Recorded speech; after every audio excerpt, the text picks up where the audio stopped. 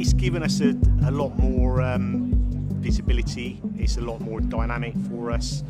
We were working on pretty much a system that was probably 30 years old.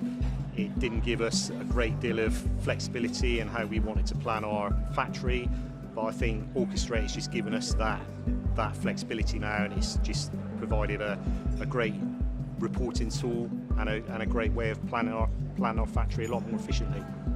I think one key thing is sent our production planner home a lot earlier than what he was used to, but at the same time, it's given us greater reporting, increased visibility on all the production plans that we put out in the factory. But we still got a long way to go. We're still looking to integrate some other aspects of the system into the business as well.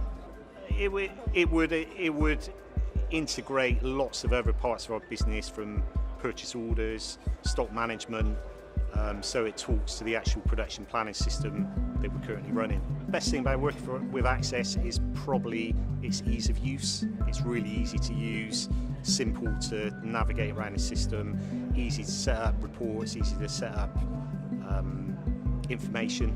They're very hands-on, they're very proactive, making sure that the system is providing us what it's there to do.